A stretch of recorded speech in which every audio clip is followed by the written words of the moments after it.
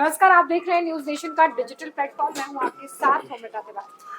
और मैं हूं आपके साथ संजय। तो आज बात होने वाली है हिजबुल्ला और इजराइल के बीच जो इस वक्त परिस्थितियां बनी हैं। पिछले 17 तारीख से आप देख रहे हैं, 17 सितंबर से लगातार बैक टू बैक कुछ ना कुछ वहां पर होता जा रहा है। उसके बाद अभी जो जंग के हालात गहराते जा रहे हैं, ये हमास वाला पॉइंट नहीं बल्कि अब इजराइल की तरफ से लेबनान पर अटैक किया जा रहा है हिजबुल्ला को तबाह करने के लिए। क्या इस वक्त हालात हैं और क्यों आखिर ये कहा जा रहा है कि इजराइल ने पूरी ठान ली है कि हिजबुल्ला के टॉप कमांडर समेत पूरे हिजबुल्ला का नामो निशान मिटाकर ही वो अब दम लेने वाला है। बिल्कुल, देखिए 7 अक्टूबर को जिस तरीके से हमास ने इजराइल पर अटैक किया था, तब से ही लगातार ये कवायद देखने के लिए मिल रही है। पहले हमास का खात्मा काफी हद तक इजराइल कर चुका है और अब हिजबुल्ला।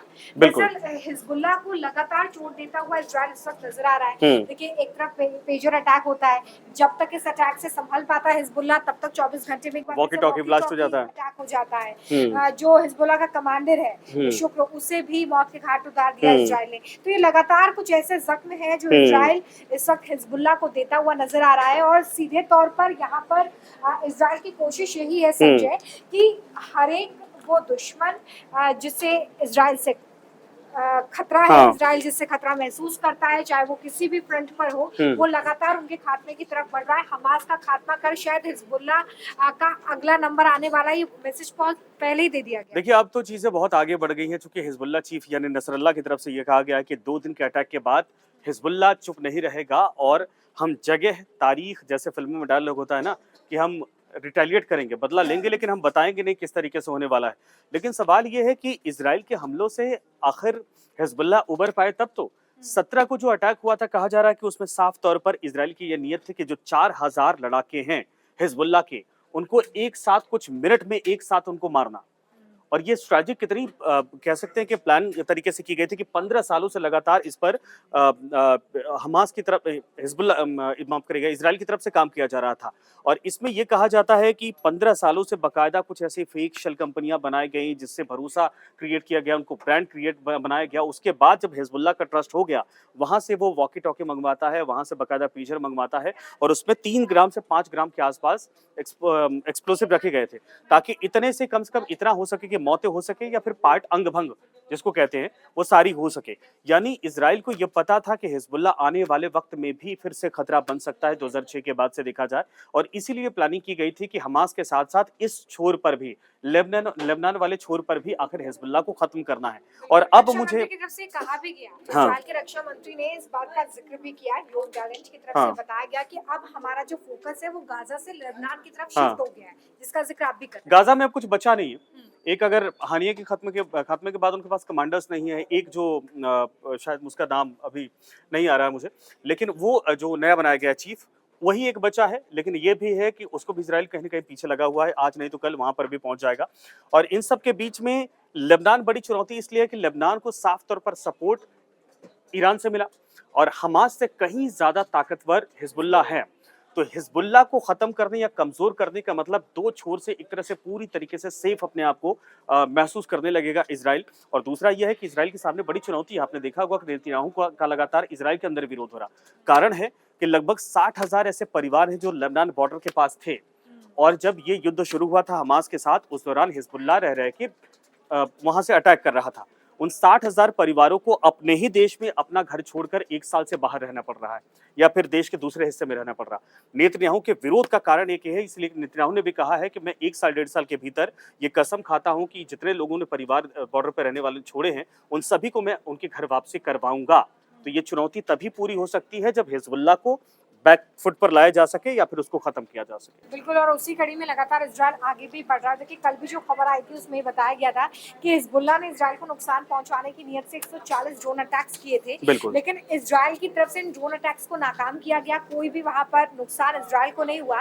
उल्टा इजराइल ने जब पलटवार किया तो एक कमांडर की मौत हो गई, जिसका नाम बताया जा रहा है, उसकी मौत हो गई। तो आप ये समझिए कि हिजबुल्ला के लिए इस वक्त मुश्किलें काफी बढ़ी हुई हैं। शायद हिजबुल्ला को ये समझ भी ना आ रहा हो कि इजराइल का अगला टारगेट क्या होने वाला है या अगली रणनीति क्या होने वाली है, क्योंकि पेजर और वॉकी टॉकी में जिस तरीके से ब्लास्ट हुआ, उसके बाद सिर्फ हिजबुल्ला ही नहीं, पूरी दुनिया इस वक्त हैरान है कि क्या इस तरीके से भी कोई स्ट्रेटेजी तैयार कर सकता है, जिसके पीछे मोसाद का नाम भी बताया जा रहा है। मोसाद कहानी क्या है, देखिए मोसाद बहुत अपने तरीके से काम करती है। और जो ये कहा जा रहा है ना कि इजराइल अगर चुप बैठा हुआ था और हिजबुल्लाह को लग रहा था कि इजराइल कुछ नहीं कर रहा उसके लिए, तो ऐसा नहीं था। क्योंकि इससे पहले ये सवाल उठ रहे थे संजय कि हाँ। 7 अक्टूबर को जो अटैक हमास ने किया, हाँ। कैसे वो तमाम जांच एजेंसियां या ऐसी एजेंसियां जो लगातार इस तरह के मूवमेंट पर अपनी नजर रखती हैं वो फेल हो गई, तब से सवाल खड़े हो रहे थे, लेकिन उसका जवाब इजराइल ने अब दे दिया। इजराइल पहले से तैयारी करके रखता है ना, मुझे लगता है। देखिए उस समय लोग कह रहे थे कि यार हमास इतना ताकतवर हो चुका है कि इसने इजराइल को चुनौती दी है,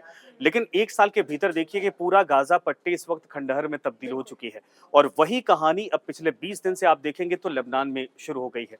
चाहे वो बेरूत हो, चाहे आसपास के इलाके हों, इमारतें अब वहां डिमोलिश होती जा रही हैं, कमांडर्स मारे जा रहे हैं, 2-3 कमांडर टॉप लीडर्स को मार गिराया है। इन सब के अलावा जो 4000 ब्लास्ट के आसपास बताया जा रहा है, उनमें कई कमांडर्स जो इंजर्ड हैं, इस वक्त घायल हैं। और ये आप एक साल के और आसपास का वक्त दीजिए, उसके बाद आपको जो हालात इस वक्त हमास के हैं वही हिजबुल्लाह के होते दिखाई देंगे। लेकिन हिजबुल्लाह और हमास बड़ी चुनौती नहीं है इसराइल के लिए। इसराइल को इन मोर्चों पर लड़ना तो पड़ रहा है, लेकिन सबसे बड़ी चुनौती है कि ईरान को लेकर।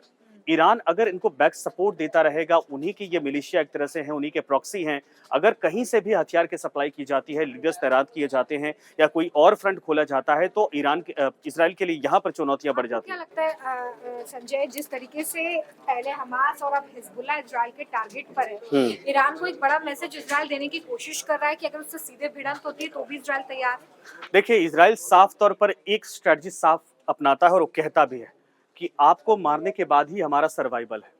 हम जिंदा तभी होंगे जब आपका खात्मा होगा, क्योंकि ये तीनों चारों तरफ से आप देखेंगे जो कंट्रीज हैं, वो उनकी एक ही नियत है कि इजराइल यहाँ स्टैब्लिश कैसे है, इसको खत्म करिए। धार्मिक एंगल से देखा जाए तो कई यहाँ पर धार्मिक प्लेसेस हैं जिनको जितने इस्लामिक कंट्री हैं वो अपना बताते हैं, और चूंकि ईरान की बात की जाए, चाहे हिजबुल्लाह चाहे नसरल्लाह, जिसकी बात की जाए, ये अपने आप को इस्लाम के लीडर मानते हैं।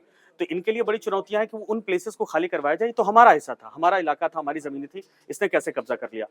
इजराइल अब के 7-8 डेकेड्स पीछे चले जाएंगे तो उसके पास, यहूदियों के पास कोई जमीन नहीं थी। जब एक जमीन मिली, धीरे धीरे उनका विस्तार हुआ, तो उनके पास चुनौती ये थी कि इन सब से फाइट ऑल टाइम करना है, इसलिए वो प्रिपरेशन अपनी तैयार करता है और रखता है। तो चुनौती अगर आने वाले वक्त में ईरान और बड़ी खड़ी करता है तो इजराइल उसी हिसाब से अपनी तैयारी करेगा। और अच्छी बात यह है कि कभी अमेरिका से बहुत अच्छा संबंध नहीं थे इजराइल के, लेकिन वक्त के साथ साथ बहुत मजबूत होते चले गए, और इजराइल के लिए सर्वाइवल के लिए ये बेहतर पॉइंट है। लेकिन चुनौतियां हमेशा रहेंगी, वो ईरान अभी हो चाहे इसके पहले दूसरे देश हों, जो भी उसको परेशान करेगा, इजराइल जानता है कि ये हालात हमारे लिए पैदा हो सकते हैं और हमें उसकी तैयारी 15-20 साल पहले से करनी चाहिए। बिल्कुल। तो देखिए इजराइल शायद इसी रणनीति के तहत अभी काम कर रहा है, शायद वो हमास के द्वारा जो हमले किए गए थे उसके लिए बहुत तैयार ना हो, लेकिन वो अपने दुश्मनों को पहचानता है और उनके खिलाफ जो स्ट्रेटजीज अपनानी है उसके खात्मे के लिए, उसके लिए भी इजराइल तैयार नजर आता है। देखना बहुत महत्वपूर्ण होगा कि हिजबुल्लाह को अब और ज्यादा बैकवर्ड पर लाने के लिए इजराइल की तरफ से क्या कदम उठाए जाते हैं। बिल्कुल इंतजार करिए, चूंकि 3 दिन के लगातार बैक टू बैक हमले के बाद हिजबुल्लाह की तरफ से ये तो कहा जा रहा है कि हम बदला लेंगे, जरूर लेंगे। कब लेंगे ये आपको नहीं बताने वाले हैं, क्या रणनीति होने वाले नहीं बताएंगे, लेकिन इजराइल मौका दे तब तो, क्योंकि जब तक हिजबुल्लाह के कमांडर कोई प्लान एग्जीक्यूट करने की कोशिश करते हैं, उसके पहले वहां पर बम बारिश हो जाती है। तो जितना बड़ा लेबनान है या हिजबुल्लाह का इलाका है, उसमें अगर एक साथ 200-300 फाइटर जाकर बम गिरा रहे हैं, तो आप किस तरीके से रणनीति बनाएंगे, ये बड़ा मुश्किल हो जाता है। और इजराइल किसी भी तरीके से फिलहाल रूम देने या फिर स्पेस देने के इरादे में लग नहीं रहा। वो कमांडर्स भी ढेर हो जा रहे हैं जो इस तरह के ऑपरेशंस को लीड करते हैं या इस तरह की रणनीति पर। अच्छा ये देखिए, अभी आईडीएफ एक तरह से अटैक करा, लेकिन मोसाद को कोई नहीं जानता कि वो क्या कर रहा होगा। वो किस कोने में बैठ के उसके जितने भी अधिकारी हैं वो क्या प्लान कर रहे होंगे, क्या पता कि अगले दिन कोई और धमाका ऐसा हो जो घर घर में होना शुरू हो जाए। ये भी डर है हमेशा इस वक्त हिजबुल्लाह को पड़ा हुआ है। तो हिजबुल्लाह के लिए बड़ी चुनौती ये है कि हिम्मत भी दिखाए तो किस तरीके से दिखाए। चलिए रहेगी इस बड़ी खबर पर नजर। फिलहाल बहुत शुक्रिया हमारे साथ इस डिजिटल लाइव में जुड़ने। न्यूज नेशन अब व्हाट्सएप पर खबरों के ताजा अपडेट के लिए न्यूज नेशन के इस QR कोड को स्कैन करें।